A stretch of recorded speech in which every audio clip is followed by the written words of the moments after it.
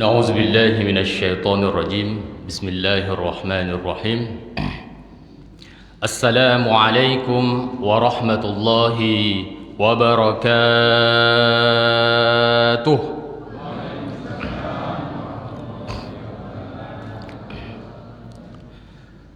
الحمد لله الذي بنعمته تتم الصالحات وبفضله تتنزل الخيرات وبتوفيقه تصل الغايات اللهم صل على سيدنا محمد وعلى آل سيدنا محمد السلام عليك يا رسول الله السلام عليك يا حبيب الله السلام عليك يا نبي الله ربي اشرح لي صدري ويسر لي أمري واحلل عقدة من لساني يفقه قولي سبحانك لا علم لنا إلا ما علمتنا وانفعنا بما علمتنا اللهم علمنا يا الله بما لم نعلم وانفعنا بما علمتنا.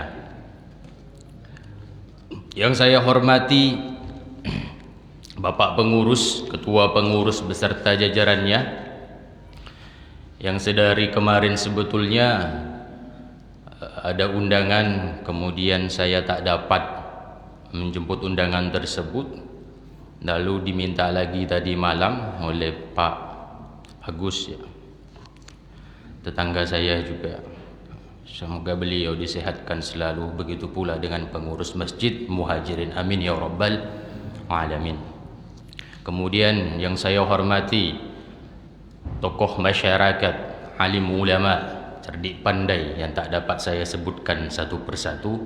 Semoga Allah rahmati, Allah berkahi, Allah panjangkan umurnya beserta keluarganya, amin ya rabbal alamin. Berterima kasih juga saya sudah diundang di Masjid Muhajirin. Ini kalau saya tengok Pak Bu dari penceramah-penceramah sebelumnya, syarat mengisi kajian di Masjid Muhajirin ada gelar doktor. Ada gelar apa Bu? Doktor, bukan dokter gigi Bu ya. Doktor S3. Tapi alhamdulillah sebetulnya pun saya sudah menyelesaikan pendidikan S2 di Muhammadiyah Jakarta, tapi karena ketawaduan panitia dan mungkin juga Pak Agus tak disebutkan MA saya. Tak apa-apa, tak sakit hati juga saya. Karena dulu saya pernah mengisi sekali dua kali di sini, belum saya menyelesaikan pendidikan S2, pergilah kami ke Jakarta karena ada pengabdian di sana yang harus ditempuh. Hingga apa? Hingga kami kembali lagi ke sini. Insyaallah kami izin Pak, Bu, abang-abang, kakak-kakak izin menetap insyaallah di Taman Karya. Izinkan kami untuk tinggal di sini. Jadi saya memohon maaf juga jika selama ini terdapat interaksi yang kurang berkenan.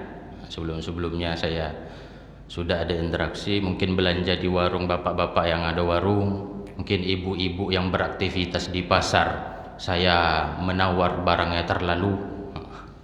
Itu saya minta maaf. Sekali lagi izinkan saya menjadi tetangga, saudara bapak ibu di Taman Karya, bil khusus di Majelis Masjid Al-Muhajirin. Bapak Ibu yang dirahmati Allah Subhanahu wa taala, puji syukur kehadirat Allah Subhanahu wa taala, Rabbul Arsyil Azim, Rabbul Alamin, Tuhan semesta alam yang menciptakan langit dan bumi beserta isinya. Bersyukur kita kepada Allah, la in syakartum la azidannakum. Hai hambaku, kata Allah, firman Allah, wahai hambaku, kalau engkau pandai bersyukur kepadaku, aku akan tambahkan nikmat. Ibu-ibu diberi sekarang, dititipkan, diamanakan anak-anak solih solihah. Itu titipan Allah. Bersyukur ibu-ibu atas anak tersebut, Allah tambahkan nikmat. Allah tambahkan apa Bu? Anak. Bersyukur pula kita atas rizki yang selalu dibawakan oleh suami soleh. Semisal Pak datang pulang dari kerja bawa rezeki 1 juta sehari. Misal, alhamdulillah kalau ada yang bergaji 1 juta sehari mantap kan. Bawa kasih ke istri. Pandai bersyukur, Allah tambahkan rizkinya, Allah limpahkan rizkinya. Itu kalau pandai bersyukur. Ini janji Allah, innallaha la yukhliful mi'ad. Jadi Imam baca ayat itu juga ada, Allah tak pernah ingkar janji. Bapak-bapak bersyukur juga punya dikasih istri-istri solihah. Kalau pandai bersyukur Pak, Allah akan tambahkan, enggak, nambah nikmat Pak. Ini jangan disalah artikan, saya kena live nih Pak. Allah tambahkan nikmat, bukan tambahkan yang lain-lain. Jangan main tafsir sendiri Pak. Allah tambahkan nikmat, pandai bersyukur. Ibu-ibu diberi suami soleh, pergi ke masjid, soleh, pandai bersyukur, Allah tambahkan nikmat. Yang pada intinya kesolihan, kebaikan. Bersedekah kita setiap hari, bapak-bapak, ibu-ibu yang Allah muliakan, hakikatnya itu bukanlah yang mengantarkan kita untuk masuk surga Allah Subhanahu wa taala. Fulan sembahyang 5 waktu, tepat waktu, qiyamul lail, puasa, zakat, sedekah, infak, berbangga diri atas hal itu sia-sia. Maka watawasaw bil haq watawasaw bis sabar, saling menasihati. Jangan sampai ada kiber, kesombongan di dalam hati. Bukan itu yang mengantarkan kita masuk surga. Ada yang sholat rajin, berharap surga Allah Subhanahu wa ta'ala. Jangan, boleh, tapi tak cukup Pak, Bu. Kita berharap surga Allah dengan sembahyang kita saja, dengan sedekah kita saja. Malu kita sama Allah. Hakikatnya dari kita tiada menjadi ada. Ini ada di Al-Baqarah. Kaifa takfuruna billah? Bagaimana mungkin seorang hamba itu bisa ingkar, bisa kufur kepada Allah, Bu? Wa kuntum amwata. Padahal dulu engkau tiada, mati. Wa kuntum amwata fa ahyakum. Allah jadikan, Allah ciptakan, Allah tiupkan ruh. Tsumma yumitukum, lalu Allah matikan lagi. Tsumma yuhyikum, Allah bangkitkan lagi kelak di padang mahsyar. Tak bisa kita kufur kepada Allah Subhanahu wa ta'ala. Maka salat kita, sedekah kita, zakat kita, infak kita, kebaikan kita, itu adalah syukur kita kepada Allah, karena kita telah dijadikan ada dari tiada. Jadi jangan dibalik logikanya, Bu. Saya mengharap surga Allah, saya takut api neraka. Makanya kalau kita ingat bait Rabi'ah Al-Adawiyah, Sufiyah perempuan pertama di dunia, itu kalau makna syairnya diciptakan lagunya oleh Rafli Aceh Pak. Ini bapak-bapak kita pasti tahu syair lagu ini. Ini ada potongan baitnya. Subuh-subuh lupa pula saya lagunya, Bu. Nah, bila sujudku padamu karena takut neraka, bakar aku dengan apinya. Bila sujudku padamu karena dambaan surga, tutup surga itu untukku. Cocok Pak? Masya Allah. Kalau kita sembahyang masih mengharap surga Allah Subhanahu wa ta'ala, level kita tingkatkan lagi. Tidak itu. Kita beribadah segala semuanya itu karena kita berterima kasih kepada Allah Subhanahu wa ta'ala. Malu kita. Bagaimana ketika Sayyidah Aisyah ditanya bagaimana salat Nabi sallallahu alaihi wasallam? Apa katanya? Bengkak kakinya. Sampai bengkak sallallahu alaihi wasallam sembahyang. Orang yang dijamin masuk surga, Pak. Orang yang dijaminkan masuk surga, Bu, masih sembahyang sampai bengkak kakinya. Adakah kita sudah melakukan itu? Nah, jadi bapak-bapak, ibu-ibu yang Allah muliakan, yang Allah selalu sihatkan umurnya, jadikan ibadah kita sebagai syukur kita kepada Allah Subhanahu wa taala. Apa jawab Nabi sallallahu alaihi wasallam? Afala akuna 'abdan syakura? Tak bolehkah saya Aisyah menjadi hamba Allah yang pandai bersyukur? Itu jawab Nabi sallallahu alaihi wasallam. Semoga kita yang selaku umatnya mampu mengikuti sunnah Nabi, mengikuti manhaj, mengikuti jalan Nabi sallallahu alaihi wasallam. Amin ya rabbal alamin. Bapak Ibu yang Allah muliakan, yang Allah cintai. Kemudian bersolawat kita kepada Nabi sallallahu alaihi wasallam. Allahumma salli ala sayyidina Muhammad wa ala ali sayyidina Muhammad. Assalamu alayka ya Rasulullah, assalamu alayka ya Habiballah, assalamu alayka ya Nabiyallah. Tak henti-hentinya kita bersolawat. Karena apa? Innallaha wa malaikatahu yusalluna 'alan nabi. Itulah dalilnya kenapa kita selalu bersolawat kepada Nabi. Semoga kita tersyafaati kelak di yaumul akhir. Amin ya rabbal alamin. Coba kita tengok sekeliling kita, masih banyak tak pemuda? Kalau di Masjid Muhajirin banyak. Masih banyak tak pemudi? Masih banyak. Terkhusus ketika solat Jumat, Bapak tengok kanan kiri, dominan orang tua apa pemuda kalau di Masjid Muhajirin? Bapak imbang Pak ya, orang tua banyak juga, pemuda banyak juga. Tapi kita berpikir di zaman yang penuh kemaksiatan, di zaman yang penuh kebohongan, penuh dengan fitnah, pemuda-pemuda tadi masih mau datang ke masjid, masih mau datang bil khusus subuh ini mendengarkan kajian. Apa sebab? Karena apa?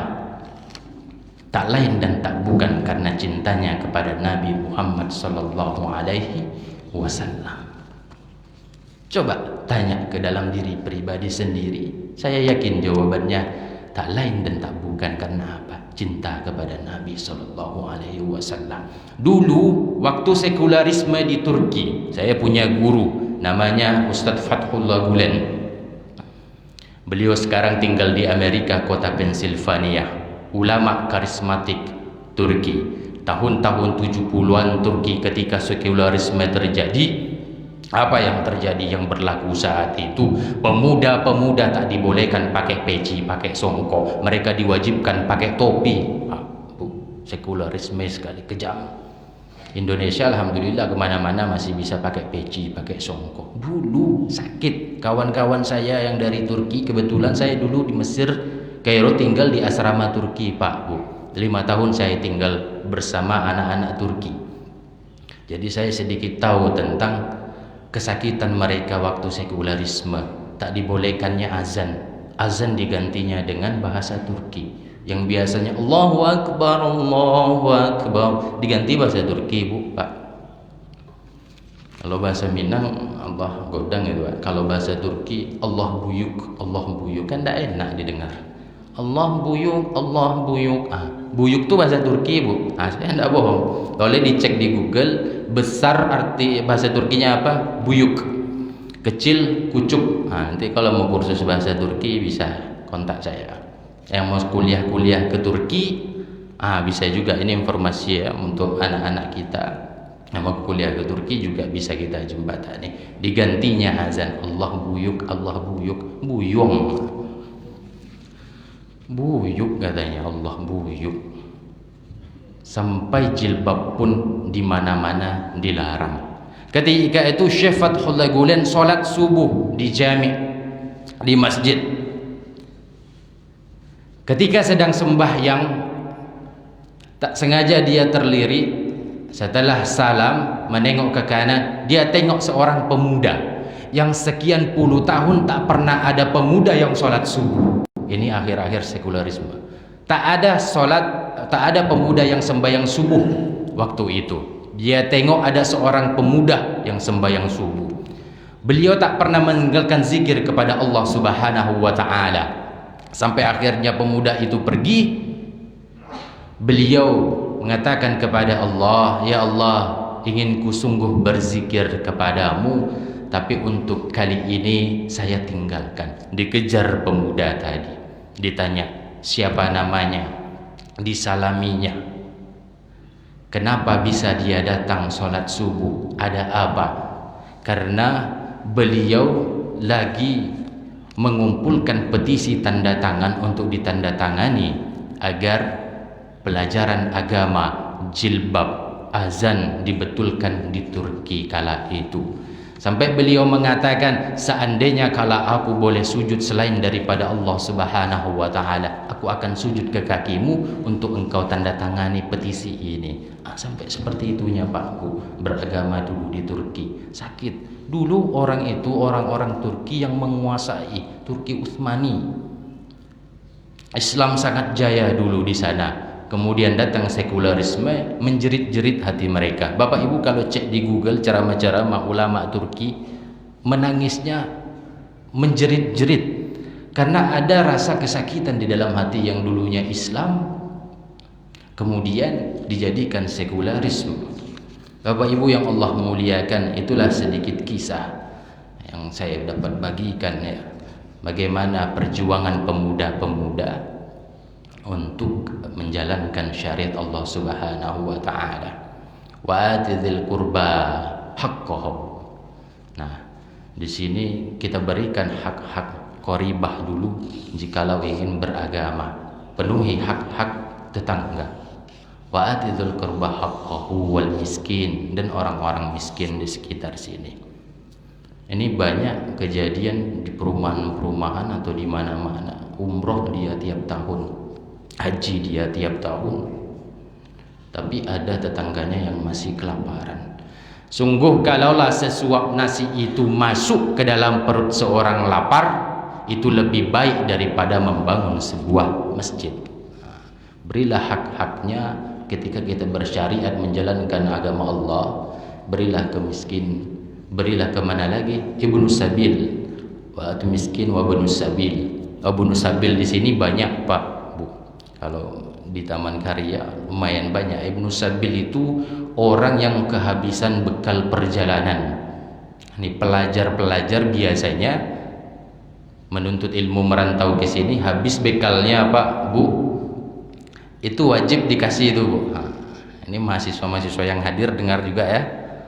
Itu hak kalian. Jangan pula kalian datang ke rumah Bapak Ibu Ibnu Sabil Bu. Itu habis bekal wajib kasih itu Bu. Karena kami dulu di sana diperlakukan seperti itu. Kadang kami duduk di Masjid Al-Azhar itu Ramadan, kami mengaji.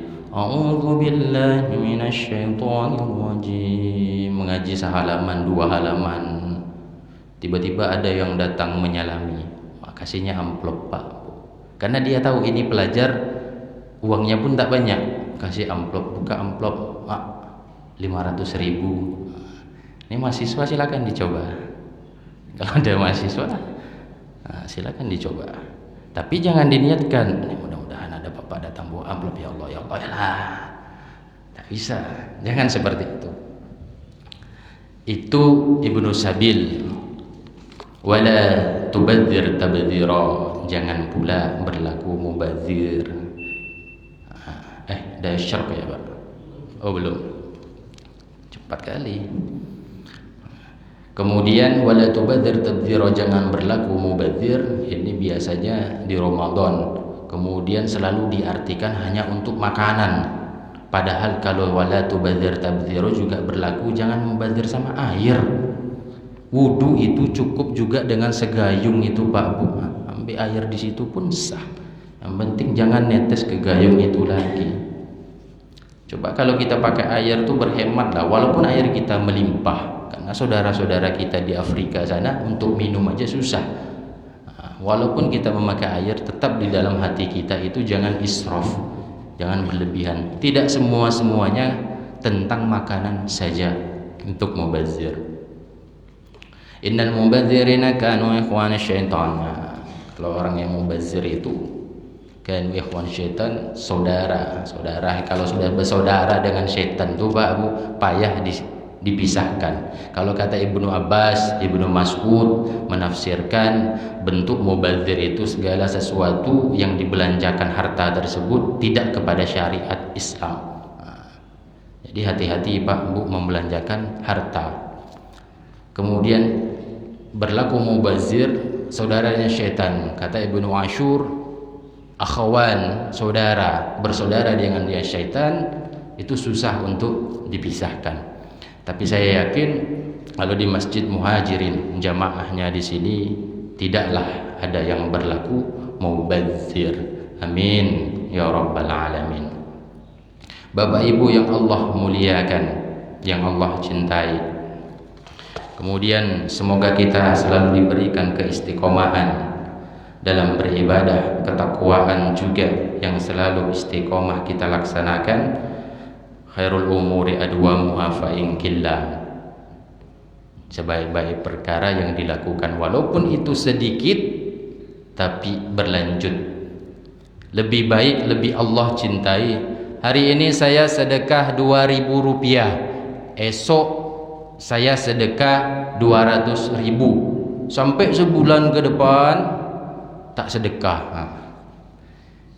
Allah lebih suka dia sedekah 2.000, besok 2.000, lusa 2.000, sampai mati 2.000. Tambahlah sikit 2.000, 5.000, 10.000. Itu yang Allah suka.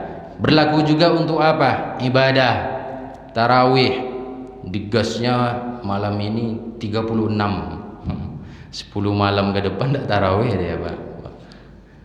Elok lagi 8, tambah 3, 11, besok lagi sama, besok sama, sampai jumpa Lailatul Qadar. Oh, digasnya 36. Woy. Kalau besok 36 bagus juga, membengkak-bengkak kaki kan.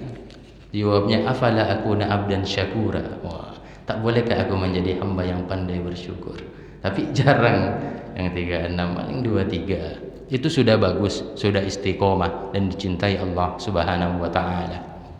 Bersedekah setiap Jumat, kasih nasi. Kenapa nasi? Karena itu makanan yang jadi jauh lebih bagus. Nasi sedekahkan setiap Jumat.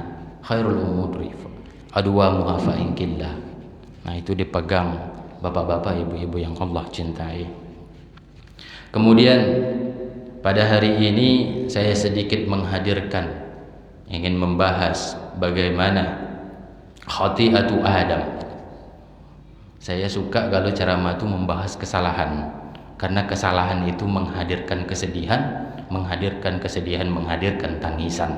Kalau sudah menangis, air mata yang menetes karena takut, khaufun min khasyatillah, takut karena Allah Subhanahu wa taala, tak tersentuh olehnya api neraka. Khati'atu Adam wa maksiyatu iblis, kesalahan Nabi Adam dan maksiatnya para iblis.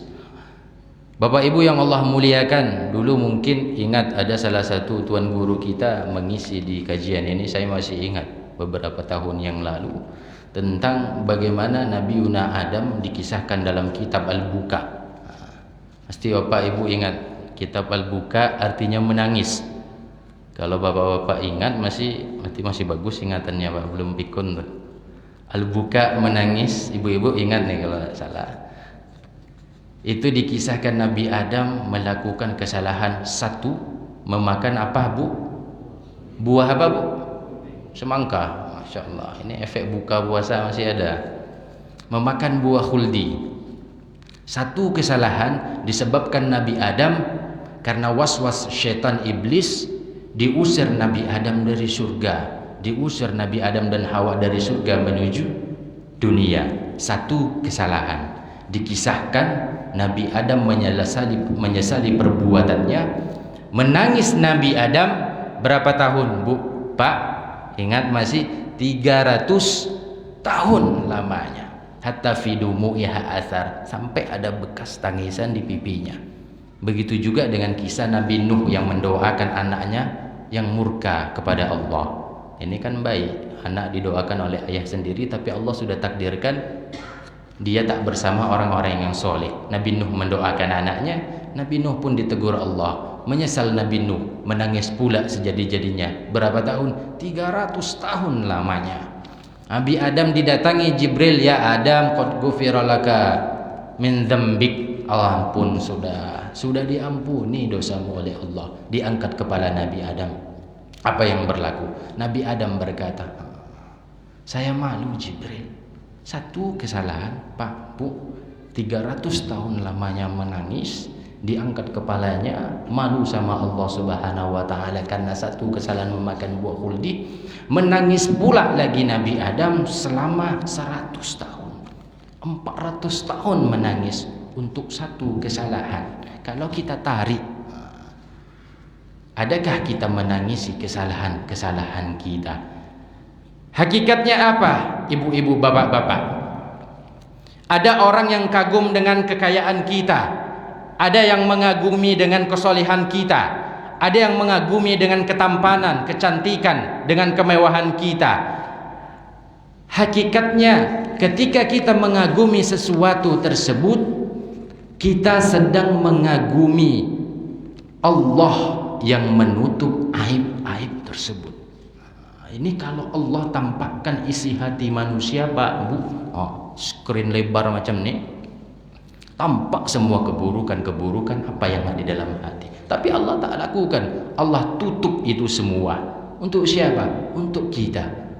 Contoh saja, ini kadang saya juga pernah, kalau kita ke masjid, kadang biasanya kita jumpa sendal yang tak rapi, Pak, Bu, terbesit di dalam hati, sandal siapa? Tak rapi, buruk. Sudah itu terbesit dalam hati, itu kan kesalahan, hasad di dalam hati. Tapi Allah tak tampakkan isi hatinya. Allah tutup isi hati tersebut sampai ia pun meninggal. Maha suci Allah dengan segala kebenarannya. Ya Allah, semoga selalu kita ditutup aib-aib kita. Amin ya rabbal alamin. Bapak Ibu yang Allah muliakan, semoga masih semangat pagi ini, Pak, Bu, ya, mengkaji sedikit bagaimana satu kesalahan tadi menyebabkan tangisan. Yang tangisan itu kita perlukan untuk apa? Melembutkan hati. Jadi menangis itu, Pak, Bu, melembutkan hati. Jadi jangan kira orang yang tak pernah menangis itu kuat. Wah, ada abang-abang saya tak pernah menangis, hati saya kuat. Padahal sejatinya hatinya keras. Anak-anak kecil kalau dibentak, diam, bangun, jangan nakal, sembahyang jangan main-main, nangis, Pak, Bu, betul tak? Cobalah dibentak anak-anak itu, dia akan menangis dengan sendirinya. Karena apa? Hatinya lembut. Adakah hati kita sudah lembut, kemudian menangisi kesalahan-kesalahan kita, kemudian menangisi dosa-dosa kita? Di bulan suci Ramadan ini, bulan ampunan namanya, Pak, Bu. Semua tahu bulan ini bulan maghfirah, bulan ampunan. Ini ada sudah tahu dia bulan ampunan, tidak berbuat apa-apa, Pak, Bu. Ini salah, khilaf juga, maaf. Khilaf juga dia. Sudah tahu ini bulan ampunan, tak berbuat apa-apa. Kalau sudah tahu bulan ampunan, bulan diampunkan dosa-dosa, apa yang harus dilakukan? Bertaubat. Macam mana bertaubat itu? Solat sunnah taubat. Ambil wudu, sholli sunnat taubah. Rakaat ini 2 rakaat. Sambil apa? Astaghfirullah, ya Allah, dulu dosa-dosa saya banyak. Astaghfirullah, sambil mengingat dosa-dosa, ya Allah, dulu saya pernah membentak mak saya. Astaghfirullah, ya Allah, dulu saya pernah melawan kepada bapak saya. Abang-abang, kakak-kakak yang ada di sini pun bisa seperti itu. Hadirkan kesedihan untuk mengistighfari dosa-dosa. Ya Allah, ampunkanlah ya Allah seorang wanita yang telah mengandung kami 9 bulan 10 hari lamanya, ya Allah. Itu dihadirkan di dalam diri kita.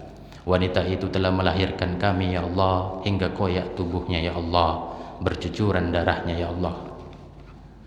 Tak pernah wanita itu kenyang, ya Allah, karena mengenyangkan makan kami, ya Allah. Tak pernah pula wanita itu nyenyak tidurnya, ya Allah, karena menyenyakkan tiduran kami ya Allah. Itulah ibu kami ya Allah. Dengan majelis taklim pagi ini ya Allah, keberkahan, ampunkan wanita itu ya Allah. Hadirkan kesedihan itu untuk apa? Melembutkan hati. Bapak Ibu yang Allah muliakan, bagaimana kesalahan Nabi Adam sehingga dia bisa terjerumus memakan buah khuldi? Dikisahkan di sini di kitab Al-Ahadits Al-Qudsiyah. Di sini disampaikan bahwasanya iblis punya step-stepnya untuk menggoda manusia. Nah, itu ada cara posko-poskonya beda tuh Pak Bu. Nanti sebelum berangkat sholat subuh ke masjid, ini setan-setan yang menggoda di rumah, yang kalau kita bangun malas untuk wudhu segala macam, beda dengan yang standby nanti di luar masjid. Nah, sudah berwudhu, tugas setan yang lain beda lagi. Sampai seperti itu langkah-langkah mereka untuk menjerumuskan kita manusia ini. Masuk kita ke dalam masjid, yang menggoda pula di dalam masjid lain lagi setannya itu, yang membuat was-was. Allahu Akbar, ini saya sudah wudhu apa belum ya? Ada yang kayak gitu. Allahu Akbar, saya kentut katanya, buang angin. Itu was-was. Bagaimana menghilangkannya? Yakin saja, Allahu Akbar. Tapi jangan pula yakin udah kentut berbunyi dengar telinga, yakin saya. Tidak bisa. Allahu Akbar. Itu kan dengar, tetangga sebelah dengar juga. Karena gengsi tidak mau gerak dia kan. Tidak bisa seperti itu juga. Jadi ibu bapak yang Allah muliakan, khuttoh, makanya dikisahkan khuttoh, langkah-langkah setan itu banyak. Dari mana setan itu datang menggoda manusia? Dari depan. Ya, dari depan menggoda manusia. Apa yang digoda? Masa depan. Ini besok digodanya anak-anak tak ada rezeki untuk sekolah. Besok begini tentang hari kiamat tak ada, hari pembalasan tak ada. Itu setan yang dari depan datangnya. Ada pula setan yang dari belakang. Itu menggoda tentang dunia. Dunia itu indah, cantik, padahal kata Nabi SAW ketika mengangkat bangkai, diibaratkan dunia itu seperti ini. Dunia itu fana, tak ada apa-apa. Kejarlah dunia, niscaya engkau dapat. Kalaupun engkau dapat, itu tak akan banyak. Kalaupun itu banyak, itu tak akan cukup. Kalaupun itu cukup, engkau tak akan puas. Itu dunia. Pak, kejar dunia, tak akan engkau dapat. Kalau engkau dapat, tak akan banyak. Kalaupun engkau dapat banyak, dunia itu tak akan cukup. Kalaupun cukup, tak akan puas dunia. Betul Pak? Betul Bu? Cobalah ibu kejar dunia tuh, tak akan puas. Sebanyak apapun harta dikasih, bahkan diibaratkan hatta kalau diberi manusia itu 2 kolam di depannya dari kolam emas, tak puas. Kolam emas isinya belum puas. Alhamdulillah jamaah Masjidil Muhajirin insyaallah konak-konak di dalam hati orang yang merasa puas. Istri 1 kan Pak? Puas. Alhamdulillah. Itu konak-konak semua di dalam hati.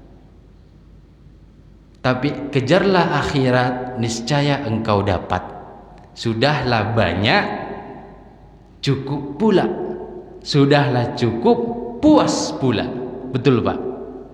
Bapak-bapak yang merasakan dulu waktu muda mengejar dunia, tak ada habis. Tak ada habis. Salah satu sebab yang mengembalikan saya pun ke Pekanbaru dari Jakarta, itu karena dunia kerja di Jakarta, Masya Allah. Berangkat kami subuh Pak Bu, balik habis isya. Itu 3 tahun lamanya saya alami. Saya terfikir tak bisa macam ini. Kalau di sini bisa saya ikut kajian Dr. Mustafa, saya bisa ikut kajian dokter-dokter yang lain. Kalau di sana tak sempat lagi. Berangkat subuh, itu bermacet-macetan lah di sana. Kalau di sini Masya Allah kita masih bisa saling menasihati dalam kebaikan, saling menasihati dalam keimanan kita. Bapak Ibu yang Allah muliakan, dikisahkan di sini Adam melakukan kesalahan, bermaksiat dia kepada Allah Subhanahu wa taala. Iblis juga bermaksiat kepada Allah Subhanahu wa taala. Tapi kenapa Adam diampuni Allah, iblis tak diampuni? Itu perlu ditanyakan ke dalam diri kita. Adam diampuni Allah Subhanahu wa taala. Bapak Ibu yang Allah muliakan, taba Adam. Adam bertaubat. Makanya tadi saya sampaikan ini bulan ampunan, bulan Ramadan, bulan ampunan, bulan maghfirah, diampuni segala dosa-dosa. Lalu kenapa Adam diterima tobatnya? Taba Adam, bertaubat Adam. Dia memohon ampun, ya Allah, inni kuntu minal khasirin, saya termasuk dalam orang-orang yang merugi, termasuk dalam orang-orang yang zalim, ampuni aku ya Allah. Itu kan itu doa-doa kita yang kita panjatkan kepada Allah Subhanahu wa taala. Iblis tidak. Apa jawab iblis ketika manusia diciptakan? Itu ada di Al-Baqarah kalau kita baca kisahnya.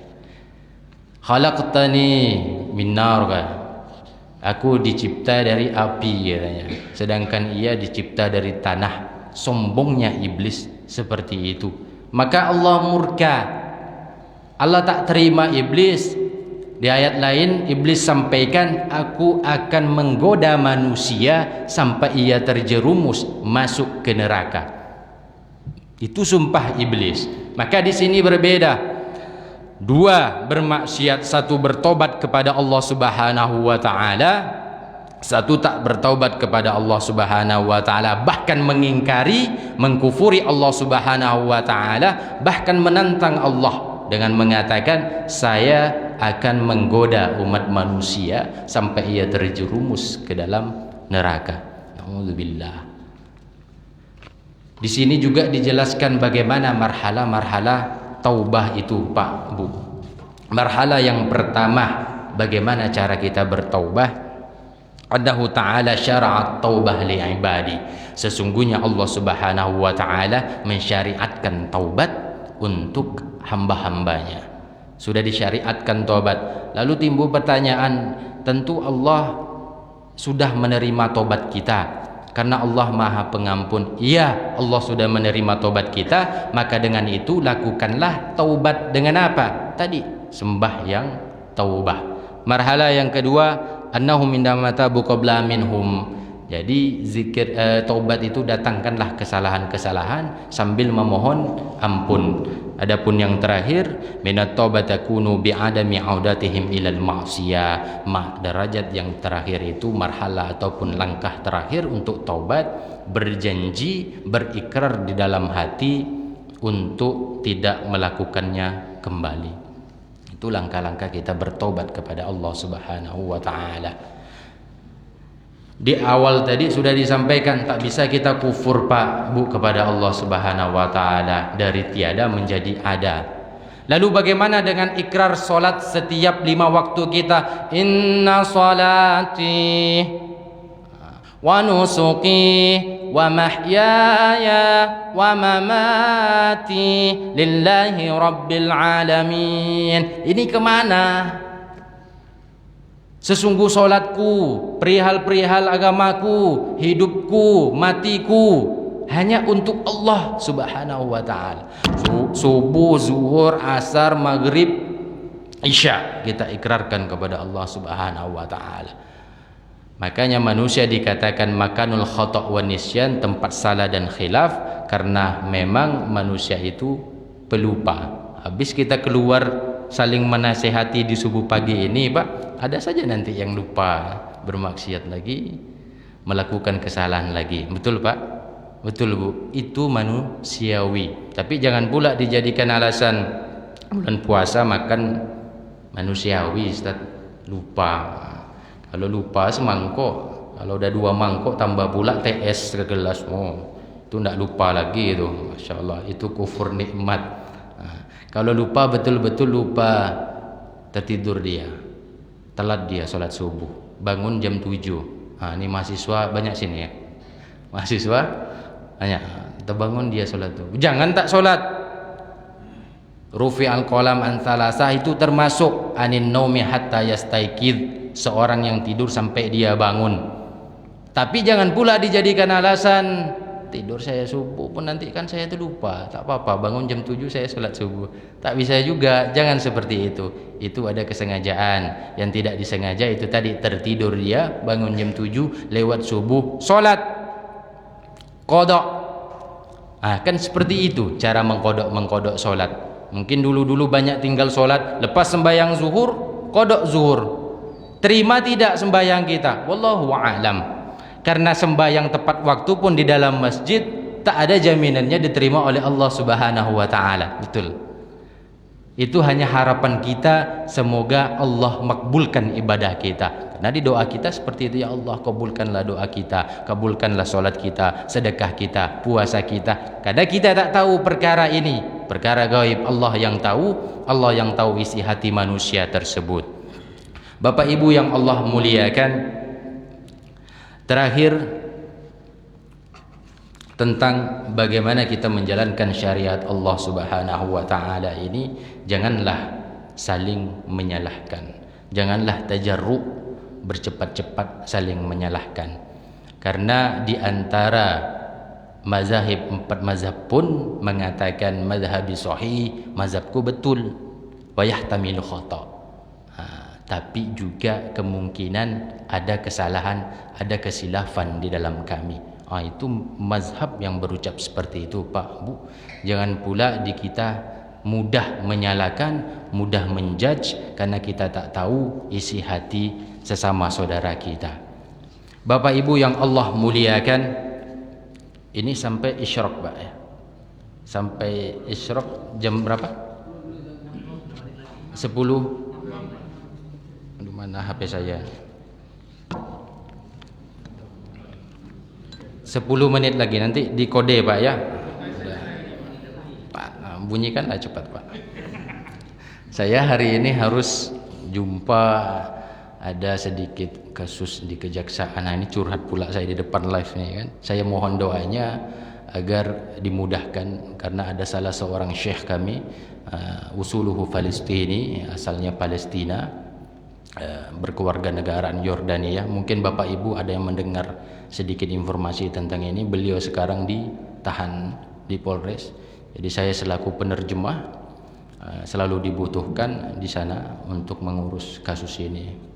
Mudah-mudahan dengan doa jamaah Masjid Muhajirin ini Allah mudahkan, Allah lancarkan, sehingga beliau bisa beraktivitas di bulan suci Ramadan ini. Karena sudah banyak Pak Bu jadwal-jadwalnya di bulan suci Ramadan, tiba ada masalah sedikit, tertahan dia sana sudah 2 minggu lebih. Maka kalau Pak Agus tanya kemarin, di mana Ustadz subuh besok bisa isi, saya ada jadwal, ada keceknya jadwal di Polres. Maksudnya jadwal saya sampai subuh menangani di sana, karena pemeriksaan segala macam pun sampai subuh ternyata di kantor itu. Itulah Pak Bu, mohon doanya sekali agar ini dimudahkan. Karena bulan suci Ramadan tadi bulan ampunan, tak diterima puasa seorang hamba sampai ia saling memaafkan. Siapa yang memaafkan? Orang yang dizolimi itu juga harus memaafkan, karena tak diterima puasa nanti sampai dia memaafkan sesama saudaranya. Jangan sampai percuma kita sudah melakukan saling memaafkan di awal Ramadan kemarin. Kita sudah ada yang namanya istighosah, mensucikan diri. Kalau di sini ada adat namanya apa itu Pak? Limau-limau itu Pak? Balimau, astagfirullah. Saya bukan orang sini, saya hampir saya tersebut bejeruk pula tadi kan. Jeruk ini balimau itu niat bagus, mensucikan diri, istighosah. Ada pula mengatakan nanti salah segala macam itu Pribadi masing-masing lah bagaimana menjalankan. Semua tentang adat tidak bertentangan dari syariah Allah Subhanahu wa taala. Adat yang tidak bertentangan dengan agama Allah, jalankan. Jalankan. Tak ada bertentangan dengan Allah Subhanahu wa taala, dengan Al-Qur'an dan Sunnah, jalankan. Pokoknya berpegang teguh dengan apa? Dua. Taraktu fikum amroini, ya, mimma tamaksaktum bihima lan tadillu mimma tamaksaktum bihima. Jadi aku tinggalkan, ini Imam Suyuti, aku tinggalkan dua perkara yang dimana engkau berpegang kepada kedua ini engkau tak akan sesat. Yang pertama apa? Al-Quranul Karim. Yang kedua apa? Sunnah Nabi Sallallahu Alaihi Wasallam. Itulah kalau kita punya masalah, kembalikan kepada Al-Quran dan As-Sunnah, karena semua ada di situ. Jangan sesekali menghukumi perkara manusia, apalagi tentang fikih. Pak, Bu, berbicara tentang fikih, jangan cepat-cepat menghukumi, jangan tajarru', jangan tergesa-gesa. Sebab apa? Kalau sudah berhubungan dengan fikih, di situ 90% tentang khilaf, berbeda pendapat. Pendapat 1, 2, 3, 4 itu banyak kaji-kajinya Pak Abu. Jangan sampai cepat haram, bid'ah, haram, bid'ah, haram, bid'ah. Tidak cukup lagi umur kita untuk membahas itu. Bersama-samalah kita menuju jannahnya Allah Subhanahu wa taala. Tak cukup kita untuk mengurusi hal-hal seperti itu. Bagaimana Jalaluddin Ar-Rumi menasehati dirinya sendiri. Jalaluddin Ar-Rumi ini sufi yang berpengaruh ataupun pemikir yang berpengaruh di barat dan timur. Apa keceknya Pak? Itu bahasa Inggris Pak, mudah-mudahan difahami. Yesterday, Ibu paham Bu? Yesterday, kemarin Bu, yesterday I was clever, so I want to change the world. Today I'm wise, so I want to change myself. Serasa kita kajian di Amerika Pak Bu ya. Apa artinya? Yesterday, kemarin, dulu I was clever, saya merasa pintar, so I want to change the world. Jadi saya mau merubah dunia. Ini tak bisa. Satu komplek saja kita inginkan. Saya yakin pengurus ingin semua di komplek ini sembahyang 5 waktu di masjid. Betul Pak pengurus? Bisa tak? Tak bisa. Tak bisa. Jadi apa kata Jalaluddin Rumi? Jadi today I'm wise. Hari ini saya bijak. Ini makna bahasa Inggrisnya, bahasa Arabnya ada sebetulnya. Tapi saya lebih suka bahasa Inggris pula lagi kan. Today I'm wise. Hari ini saya bijak. So I change myself. Jadi saya merubah diri saya. Inilah yang kita jalankan. Dari mana kita merubah Islam? Dari mana kita berdakwah sebetulnya? Dari rumah. Dari rumah Bu. Didik anak kita baik-baik dari rumah. Tak perlu kita sibuk sampai jauh-jauh sana berdakwah. Dari rumah ke Qoribah. Nanti berkembang. Kalau ini dijalankan, berkembang satu rumah. Tak perlu kita ngurus dunia. Dari rumah-rumah inilah terbentuk nanti masyarakatnya yang berkualitas Islami. Itu kan yang diharapkan, ataupun maqasid syariah yang diharapkan untuk agama kita ini.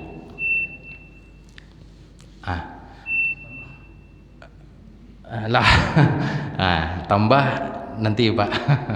Ya, mungkin hanya itu yang dapat saya sampaikan.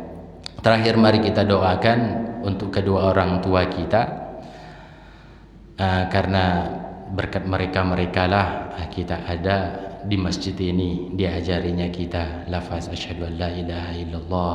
Kemudian orang-orang tua kita yang sudah tiada juga, itulah berkat jasa-jasa mereka lah kita berada di sini pula, dan kecintaan mereka kepada Nabi Muhammad sallallahu alaihi wasallam. Kita tutup dengan doa sedikit ya. Na'udzubillahi minasyaitonir rajim. Bismillahirrahmanirrahim. Alhamdulillahi rabbil alamin, hamdan syakirin, hamdan na'imin, hamdan yuwafi ni'amahu wa yukafi mazida. Ya Rabbana lakal hamdu kama yanbaghi li jalali wajhikal karim wa 'azimi sultanik. Ya Allah, ya Tuhan kami berkumpul bermunajat di kajian ini di pagi hari ini. Kami yakin dengan sebenar-benarnya yakin ya Allah, dengan keberkahan-Mu ampunkanlah kami ya Allah, ampunkan dosa-dosa kami ya Allah. Ya Allah, bila ada yang datang di pagi hari ini dengan gundah gulana, gembira ceriakan hidupnya ya Allah. Bila ada yang datang dengan menanggung bebanan hutang piutang, rizkikan padanya ya Allah, rizki yang halal lagi barokah, lagi banyak berkepanjangan ya Allah, hinggakan ia mampu membayar hutangnya, mampu pula ia berinfak bersedekah di jalan-Mu ya Allah. Ya Allah, ampunkanlah seorang wanita yang telah mengandung kami ya Allah 9 bulan 10 hari lamanya ya Allah. Wanita itu telah melahirkan kami ya Allah hingga koyak berdarah tubuhnya ya Allah. Ampunkanlah ia ya Allah, tak pernah nyenyak tidurnya karena menyenyakkan tiduran kami ya Allah, tak pernah pula kenyang makannya karena mengenyangkan kami ya Allah. Itulah ibu kami ya Allah. Hari ini ya Allah, wajah tua memamah di pipih mereka ya Allah. Dengan keberkatan majelis pagi ini ya Allah, ampunkanlah ibu kami ya Allah. Ya Allah, ya Tuhan kami, ampunkan pula seorang lelaki yang telah dibintikan namanya dengan kami, yang dengannya kami mengenal asyhadu an la ilaha illallah wa asyhadu anna Muhammadar Rasulullah. Itulah ayah kami ya Allah, yang tak pernah tersenyum di depan kami, tapi tersenyum jauh lebar melihat kami dari kejauhan ya Allah, yang selalu mengulurkan uang saku dari lembutnya tangan ibu ya Allah. Itulah ayah kami ya Allah. Ya Allah, ya Tuhan, apabila kedua mereka masih ada di dunia ya Allah, panjangkanlah umurnya ya Allah, berkahkan umurnya ya Allah. Apabila di antara mereka sudah tiada Allah, tempatkan di jannah-Mu, di surga-Mu ya Allah. Rabbana atina fid dunya hasanah wa fil akhirati hasanah wa qina adzaban nar. Walhamdulillahi rabbil alamin. Assalamualaikum warahmatullahi wabarakatuh.